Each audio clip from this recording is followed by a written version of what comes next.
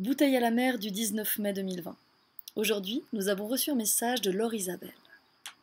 Quand on ne peut pas sortir, reste l'imaginaire. Alors viens, je t'invite à faire un tour, je te prends par la main. Sorti de mon refuge, on descend quelques marches. Là, une cour pleine de bazar. Ferme les yeux, c'est qu'on n'est pas avare de bricolage en tout genre chez nous. Attention aux râteaux, à la bêche, aux tuyaux.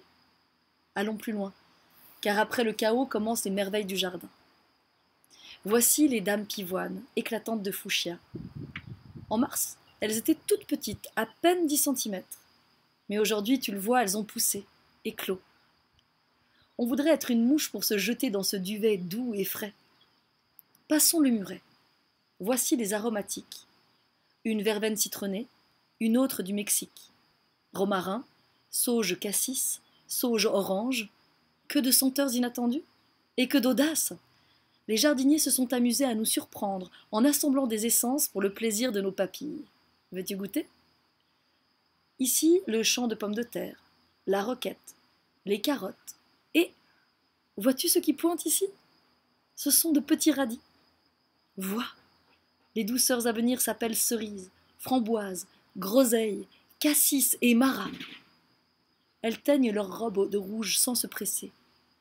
On attend patiemment, car on sait que dans peu de temps, ce sera l'avalanche de fruits mûrs et du travail de confiture. Encore quelques pas. On arrive au camp indien.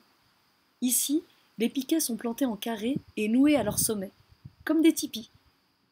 C'est qu'à leurs pieds grimpent les tomates. Ici et là, quelques fleurettes jaunes murmurent des promesses écarlates. Non, les poulettes, vous n'êtes pas les bienvenues ici. Oust! Elles filent en courant et caquettent de concert. Tu vois déjà le portail.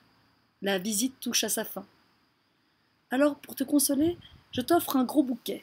Rose rose, rose blanche et 3 tiges d'iris violet, le tout piqué dans une forêt de verdure. Au revoir, à bientôt. Signe de la main. Et surtout, prends garde à ne pas écraser ce qu'il y a dans ta poche. Que voudrais-tu donc avoir emporté en secret de mon jardin?